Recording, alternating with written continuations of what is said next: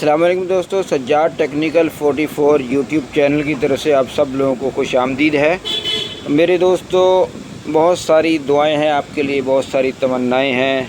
मैं आपके लिए साको प्लस का एक इन्वर्टर लेकर आया हूं। इसमें एक फ़ॉल्ट है जो मैं आपको दिखाता हूं। ये देखिएगा, इसको ऑन करने से जो है थोड़ी सी आंख मार के ये जो है हमारी स्क्रीन बंद हो जाती है। फ़ैन तक नहीं हिलता, कुछ भी इसके अलावा शो नहीं कर रहा।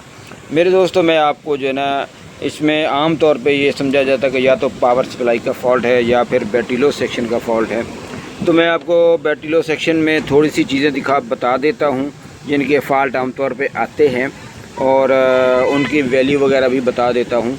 इसके अलावा और आपके जो पावर सप्लाई है उसमें क्या प्रॉब्लम आती हैं, और उसके अलावा और कहाँ कहाँ फ़ॉल्ट हो सकता है जिसकी वजह से हमारी स्क्रीन ऑफ हो रही है। और डायरेक्ट पावर सप्लाई चेक करने का तरीका भी आपको बता दूंगा कि कैसे चेक की जाती है। तो मेरे दोस्तों, ये चीज़ें मैं आपको चेक करके दिखाता हूँ, फिर हम आगे चलते हैं। जी दोस्तों, अभी मैं आपको जो है बैटरी लो सेक्शन के बारे में, जैसे वो आंख मार के बंद हो रहा, तो कुछ चीज़ें मैं बताना चाहता हूँ। और इन चीज़ों में सबसे पहले आपने जो बैटरी लो सेक्शन में चेक करना है, ये तो नेगेटिव के साथ डायरेक्ट अटैच होते, ये तो कभी डिस्कनेक्ट नहीं होती। और यहाँ से पॉजिटिव जो है ना यहाँ तक जाती है, और इसका प्रिंट नीचे की तरफ से है। तो मेरे दोस्तों, यहाँ पर जो है आपने 12 वोल्ट चेक करने हैं। यहाँ पर 6 से 6.5 वोल्ट आते हैं। यहाँ पर 0.37 0.35 वोल्ट वगैरह आते हैं। जी दोस्तों, हमारी बात चल रही थी बैटरी लो सेक्शन की, और प्रॉब्लम जो आती हैं, ज़्यादातर जो आती हैं, वो मैं आपको डिक्लेयर करना चाहता हूँ। अमूमी तौर पर जो फ़ॉल्ट आते हैं वो ज़्यादातर जो है ये यहाँ पर 20 के लगी होती, बाज़ जो है 22 के लगी होती है, और कभी कभार जो है यहाँ 01B इसके साथ अटैच कर दी जाती है, वो 01B भी लगी होती है। तो मेरे दोस्तों, इनका फ़ॉल्ट आता है। इसके बाद 1004 यानी 1 मेगा, ये दोनों इनका फ़ॉल्ट आता है। तो इसके बाद जो LM358 है, इसका फ़ॉल्ट बहुत ही कम आता है। बहुत सारे दोस्त कहते हैं हमने LM358 चेंज कर दिया, ये भी चेंज कर दिया, ये भी चेंज कर दिया, तो मसला हल नहीं हुआ। और नॉर्मली इसमें जो ये 68 के 683 683 कोड है, और 3 के जो ना मुकाबले में 3 0 लग गई तो 68 के बच जाती है। इसी तरह ये 1 मेगा, ये वाली जो 1 मेगा है, तो ये 1 मेगा भी अगर ख़राब हो जाए तब भी हमारा बैटरी लो सेक्शन का फ़ॉल्ट होता है। तो इसको बैटरी लो सेक्शन का फ़ॉल्ट जो है, ये आप यहाँ पर जो है ना पिन नंबर 2 और 3 इन दोनों को जोड़ेंगे तो आपका सेट होने की कोशिश करेगा। ये मामला होता है। इसके अलावा और बैटरी लो सेक्शन का कोई ख़ास फ़ॉल्ट नहीं होता। और एक बात और मेंशन करना चाहता हूँ, वो ये है कि ये 68 के दोनों जो है ना यहाँ से मिली हुई होती हैं। फिर यहाँ से जो इनका रेफरेंस वायर है, ये प्रिंट है, ये पता कहाँ जाता है, ये जाता है 78L05 की 5 नंबर पिन पर, 5 वोल्ट की पिन पे जाता है। ठीक है जी, ये डायरेक्ट वहाँ जाता है। बीच में एक फ़िल्टर भी लगा होता है, तो ये वहाँ जाता है। और नॉर्मल बोर्ड जो है उनके अंदर भी यही सिस्टम होता है, इसमें भी वही सिस्टम है। LM358 का यही डायग्राम होता है जो इसमें है, वहाँ भी वही होता है। और इसके बीच में 3.3 के की 2 रिसेट लगी होती हैं, ये दोनों सीरीज़ में लगी होती हैं। तो ये 1.8 के तकरीबन 1.7 के बताती हैं लगे। अगर एक भी ख़राब हो तो इनकी वैल्यू में डिफरेंस आ जाएगा। जैसा कि इसके अंदर जो है मेरी एक रिसेट जो है 3.3 के ये ख़राब हो चुकी थी, 15 से 20 के बता रही थी। तो मेरी उधर की रीडिंग ठीक आ रही थी और इधर की रीडिंग गलत आ रही थी। मैंने दोस्तों वो लगा दी, मेरा बैटरी लो सेक्शन का मसला हल नहीं हुआ। और मसला हल ना होने की वजह क्या है, तो वो भी इंशाल्लाह मैं आपको बताता हूँ। अब यहाँ पर मेरी टोटल वैल्यू पूरी हो चुकी है, यानी 01D जो है ये लगे बताएगी आपको तकरीबन 44, 45, 50, 53 ये रेंज बताएगी। 200 के पे आपने अपने मल्टीमीटर को सेट करना है। इसके बाद 20 के पूरा बताएगी। ये 68 के जो है ये 56 के, 60 के, 60 से यहाँ तक बताएगी। 19-20 हो सकता है इसमें। ये 19.9 के बताएंगी। और ये 153, 143, 123 ऐसे कुछ रीडिंग देगी ये 1 मेगा। और ये 75 रीडिंग देगी 200 के पे रख के। तो मेरे दोस्तों इसी तरह जो ना ये सारी रजिस्टर ये रीडिंग देगी, लेकिन इसकी सब की रीडिंग तो पूरी आ रही है। और लेकिन सेट मेरा जो पोजीशन शुरू में मैंने दिखाई थी वहीं पर है। अब मैं अगली बात ये आपको बताना चाहता हूँ कि अगली बात क्या चीज़ है और क्या फ़ॉल्ट हो सकता है। वो पावर सप्लाई का मसला है। और पावर सप्लाई को चेक करने के लिए जो मैंने एक पहले भी बहुत सारी वीडियोज़ में एक तरीका बता चुका हूँ, वही तरीका है जो मैं अभी आपको चेक करके बताऊँगा। उसके बाद फिर एक और सेक्शन है, उस सेक्शन पे हम जाएंगे, वहाँ जाकर जो है ना हम इसको ट्रेस आउट करेंगे। अच्छा, एक बात बीच में और मैं बताना चाहता हूँ जो बहुत अहम है। ये देखिए एक 01D लगी होती है। ये 01D जो रजिस्टर है ये नॉर्मली बैटरी लो सेक्शन की 20 के साथ भी अटैच है, लेकिन इसमें जो है ना इसका किरदार जो है आपके बैटरी के वोल्टेज जो है उनको कहाँ तक लेकर जाना है ये उसमें भी काम करती है। अगर हम ये जो जगह खाली पड़ी है यहाँ पर 59D 400 के लगा दें तो ट्यूबलर बैटरियाँ जो हमारी हैं उनके लिए हम 400 के यहाँ लगा दें तो वो हमारा सेट जो है 1455 1460 तक बैटरी को उठा के लेके जाएगा। और ट्यूबलर बैटरी का बैकअप कम आता है, बहुत सारे लोगों की शिकायत होती है, तो उसके लिए आप सिंपली यहाँ पे 400 के लगा दें तो आपका ट्यूबलर बैटरी के एतबार से इसकी चार्जिंग बढ़ जाएगी। तो ये एक बात जो है ज़िम्मन बीच में आ गई सामने। जी दोस्तों, अब हम आते हैं पावर सप्लाई की तरफ। पावर सप्लाई में छोटे छोटे फॉल्ट होते हैं जो बात का तो वाज़ेह नहीं होते। तो यहाँ पर मैं एक चीज़ आपको बताना चाहता हूँ। ये 3.3 के लगी हुई है, ये ख़राब हो जाए तो सेट आँख मार के बंद होगा। और इसके अलावा ये वाली 5 के या 3 के या 7 के 8 के लगी होती जो भी है, तो ये अगर ख़राब हो तब भी आँख मार के बंद होगा। बाज़ बात ये NPN शॉर्ट हो जाता है या लीकेज आ जाए तब भी ऐसा प्रॉब्लम आता है। ये PNP ये इसमें कोई लीकेज आ जाए तो सेट आपका ऑपरेट नहीं होगा। और इसके अलावा और भी 2-3 चीज़ें हैं तो वो भी मैं मेंशन कर देता हूँ। ज़रूरत तो नहीं है क्योंकि बहुत सारी वीडियोस बन चुकी हैं। तो ये वाला रिसर्च चेक करें, कम से कम 0.22 ओम का रिसर्च होना चाहिए और ये 20 के पूरा बताना चाहिए। इसके अलावा ये एक 1 के लगी है, आप कभी चलते हुए सेट में ये 1 के उतार दें, इसको बिल्कुल निकाल दें, फिर आप उस सेट को ऑन करके देखिएगा बिल्कुल मुकम्मल तौर पर डेड बताएगा। तो मेरे दोस्तों बहुत अहम किरदार है जो IC की पिन नंबर इस पर जाता है, ये पिन नंबर 3 है, इस पर जाता है, ठीक है जी। इसका लिंक जो है यहाँ से नेगेटिव से पिन नंबर 3 पे जाता है। और इसके 20 ओम लगी हुई है, ये इसको लाजमी चेक करें। डेड इन्वर्टर या आँख मार के बंद होने वाले इन्वर्टर को ये लाजमी चेक करें। इसके अलावा आगे चलें, ये देखिए ये पावर सप्लाई ये छोटा चॉपर लगा है, इस चॉपर में ये 2R20 लगी है, इसको लाजमी चेक करें, ठीक है जी।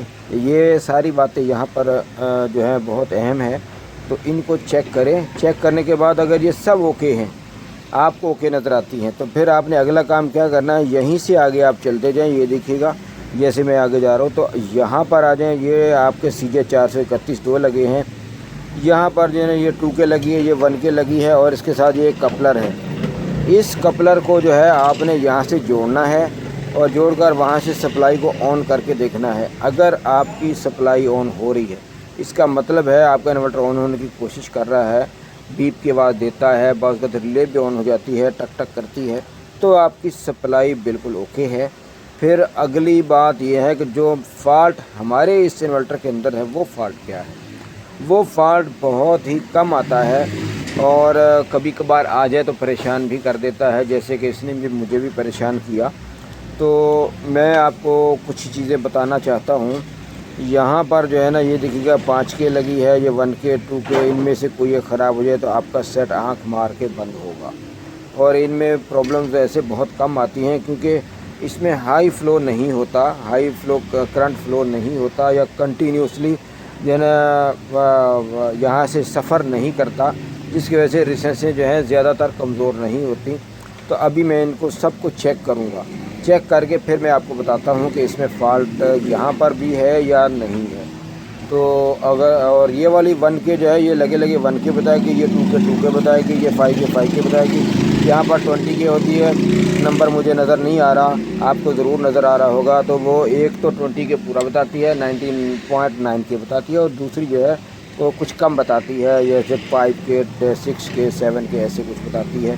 तो मीटर में सामने करके चेक नहीं करा सकता, मजबूरी है, और लेकिन मैंने आपको हिंट दे दिया है, तो ये चीज़ें चेक करें। ठीक है जी। यहाँ पर एक बात और एडिशनल बताना चाहता हूँ, आपका सेट जो है अगर 300 वोल्ट ना बनाए तो CJ 431 के पास ये एक 1 के लगी है, ये डेड हो जाए तो आपका 300 वोल्ट नहीं बनाएगा। ये 5 के डेड हो जाए तो आपका सेट 300 वोल्ट नहीं बनाएगा।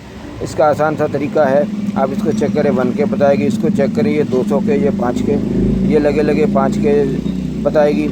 इसके अलावा देखें ये सोल्ड किया हुआ पहले से, ये मैंने ही सोल्ड किया था, तो इसको सोल्ड करने से जो है ना, ये कपलर है, ऑप्टो कपलर है, तो ये स्विचिंग देता है आपके IC को। यहाँ से अगर इसको जोड़ दिया जाए तो ये स्विचिंग इसकी कंटिन्यूसली हो जाती है, जो चार्जिंग डिस्चार्जिंग दोनों पे काम करती है। तो मेरे दोस्तों ये जो इसको जोड़ दें आप, ठीक है जी। इसके बाद चेक करके देखें, फिर भी आपका मसला हल नहीं हो रहा, तो इसका लिंक जो है यहाँ से आपके सिस्टम IC के बीच में यहाँ पर पिन होती है, मैं पिन नंबर नहीं बता सकता, 01X यहाँ लगी होती है, उसके ज़रिए यहाँ किसी एक पिन के साथ होता है। बहुत का ये 01X जो है ये ख़राब हो जाती है, तो यहाँ से इसका रेफरेंस नहीं पहुँचता और आपका सेट कभी भी उस पर 300 वोल्ट पे नहीं आएगा, और आप परेशान हो जाएंगे कि मसला क्या आ रहा है, सारी चीज़ें ओके हैं, क्या प्रॉब्लम आ रही है। तो वो वही प्रॉब्लम होती है, वो वहाँ से इसका रेफरेंस। जी दोस्तों, मैंने ये रिसर्च चेक कर ली हैं, ये वाली 5 के बता रही है, ये 20 के 19.9 के बता रही है। ये आगे कोई कैपेसिटर लगा, उसकी वजह से चार्ज होना शुरू हो जाते हैं कैपेसिटर, और ये इसकी वैल्यू जो है बढ़ती आती, 5 के से आगे बढ़ना शुरू हो जाती है। ये सही है, ये 2 के बता रही, और ये वाली 1 के जो है ये बिल्कुल डेड बता रही है, मुकम्मल तौर पे बिल्कुल डेड बता रही है। तो मैं इसको रिमूव करता हूँ, और इसको रिमूव करने के बाद जो है फिर हम अगली इसको दूसरी रेजिस्टेंस लगा के सेट को ऑन करके चेक करके देखते हैं।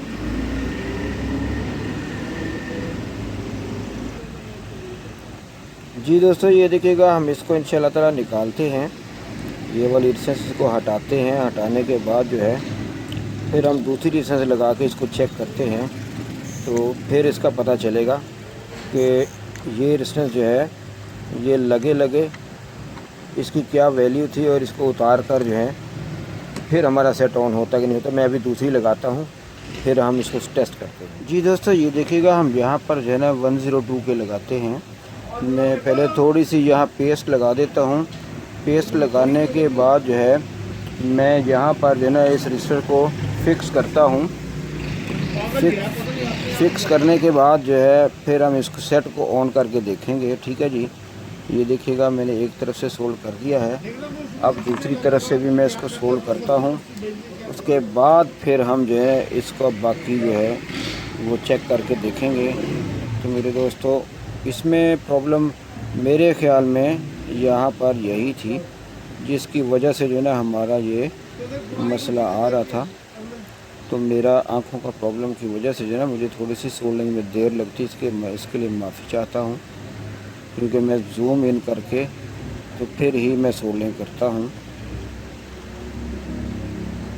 ठीक है जी। ये देखिएगा, अब मैं इसको वॉश करूँगा, वॉश करने के बाद फिर मैं इसको चेक करता हूँ, ऑन करता हूँ। जी दोस्तों, हमारी जो वीडियो चल रही थी, हमारा सेट जो आँख मार के बंद हो रहा था, मैंने बैटरी लो सेक्शन भी आपको चेक करके दिखाया, और इसी तरह 1 मेगा के रजिस्टर भी चेक करके बताए, बहुत सारी चीज़ें चेक की, लेकिन जो है वो फॉल्ट जहाँ का नहीं था, तो वो फॉल्ट जहाँ का था मैंने वो भी आपको जो है क्लियर कर दिया है। इसकी मज़ीद मैं डिटेल भी आपको बताऊंगा, और अभी मैं आपको सेट ऑन करके दिखाता हूँ। ये साको प्लस है, साको प्लस, इसका स्टिकर यहाँ से गिर गया है। मैं अभी सेट ऑन करके दिखाता हूँ। ये देखिएगा, सेट बिल्कुल सही सलामत ऑन हो चुका है, और जिस सेक्शन का फॉल्ट था, ये फॉल्ट बहुत कम आता है, लेकिन अगर आ जाए तो जिसको तो पता है वो तो कर लेगा, और जिसको नहीं पता वो बिल्कुल भटक जाएगा, उसको नहीं पता चल सकता।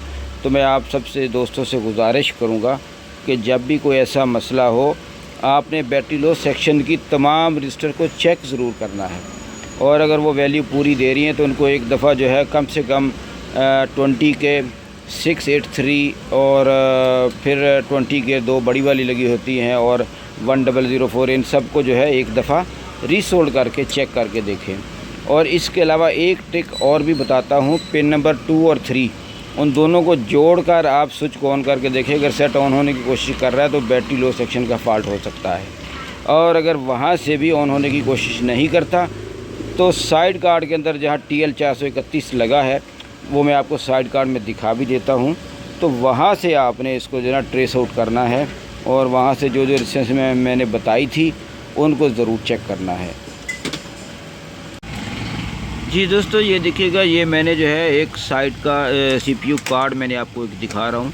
तो ये CPU कार्ड मेरे पास है, इसमें 2 अदर TL 431 लगे हुए हैं, CJ 431 में। ये देखिएगा, ये 5K लगी है और इसके बाद जो है ना 20K है, फिर 20K है, फिर 200K है, ये 1K, ये 2K। तो उस सेट के अंदर जो मैंने आपको दिखाया था साको प्लस का, उस सेट में ये 1K डेड हो चुकी थी और ये वाली जो है 5K, ये कभी 5K बताती थी कभी नहीं बताती थी, लेकिन मैंने इनको चारों को रीसोल्ड कर दिया और ये चेंज कर दिया आपके सामने। तो अल्हम्दुलिल्लाह हमारा सेट जो है वो बिल्कुल ओके हो चुका है। और बेसिकली फ़ाल्ट यहीं का था, वो बैटरी लो सेक्शन का फ़ाल्ट नहीं था, यहीं का फ़ाल्ट था। और अमूमी तौर पे ये फ़ाल्ट आता कैसे है ये भी मैं थोड़ी सी तफसील बता देता हूँ। उसकी वजह यह है कि आप ये समझ रहे होंगे पता नहीं यहाँ कैसे पहुँचे और कैसे ट्रेस आउट किया, या तो किसी से नकल की है। तो मेरे दोस्तों, मैं आपको इसकी सिंपल सी एक चीज़ बता देता हूँ। जैसे मैं आपको अक्सर बताता हूँ कि ये वाला जो कपलर है आपने इसको जोड़ना है। इस कपलर को आप जोड़ेंगे तो सेट ऑन होने की कोशिश करेगा, या ऑन हो जाएगा या फिर बीप पे चला जाएगा। तो मेरे दोस्तों, यहाँ पर जो है यहाँ से इसको रेफरेंस मिलता है और यहाँ से स्विचिंग होती है, जो इस Q6 के ज़रिए जो है स्विच होने के बाद माइक्रो कंट्रोलर को ऑपरेट करवा देती है। तो जब हमारा ये सिस्टम, ये वाले रजिस्टर और ये रजिस्टर काम छोड़ जाएंगे, जिसके जो हमारे जो है Q6 NPN लगा हुआ है, इसको स्विचिंग नहीं मिलेगी, तो जाहिर सी बात है माइक्रो कंट्रोलर ऑन होगा नहीं और सिस्टम हमारा जो है थोड़ी सी आंख मारेगा और बंद हो जाएगा। तो ये स्विचिंग बंद हो जाती है माइक्रो कंट्रोलर की। बेसिकली ये यहाँ फ़ाल्ट पैदा होता है और कभी कभार आता है, ज़्यादातर नहीं आता। तो मेरे दोस्तों, ये स्विचिंग बंद होने की वजह से हमारा सेट ऑन नहीं हो पाता। और जब हम कपलर को डायरेक्ट ऑन कर देते हैं, डायरेक्ट स्विच कर देते हैं, तो माइक्रो कंट्रोलर को सप्लाई मिल जाती है और सिस्टम हमारा काम शुरू कर देता है। लेकिन ये प्रॉपर वे नहीं है, ये सिर्फ टेस्टिंग पॉइंट ऑफ व्यू से आपने चेक करना है। और एक बात याद रखें कि ज़्यादा देर आपने इस कपलर को जोड़कर चेक नहीं करना, वरना आपकी UC 3845 जो है ओवर हीट होने के बाद जो वो उड़ जाएगा, आपका प्रॉब्लम बढ़ जाएगा, आपका टाइम ज़ाया होगा। इसलिए ज़्यादा देर नहीं करना, सिंपली आपने इसको ऑन करके सेट को चेक करना है। बस चेक करने के बाद आपने इसको जो है छोड़ देना है। तो मेरे दोस्तों, यही हमारी आज की वीडियो थी और इसमें ये बड़ा अहम फ़ाल्ट था। तो हमारी वीडियो को शुरू से लेकर आखिर तक ज़रूर देखा करें, क्योंकि इसमें बहुत सारी बातें ऐसी हैं जो हम आम ज़िंदगी में नोटिस में नहीं आती। जब वीडियो बनाते हैं तो अल्हम्दुलिल्लाह सारी बातें नोटिस में आ जाती हैं और उससे कहने वाले और देखने सुनने वाले को डबल फ़ायदा हो जाता है। तो आज की वीडियो इतनी ही है। इंशाअल्लाह ताला जो है आपसे दोबारा मिलेंगे। कोई मसला मसाइल हो तो कमेंट सेक्शन में आप पूछ सकते हैं। अगली वीडियो के साथ दोबारा हाज़िर होंगे। अल्लाह हाफ़िज़।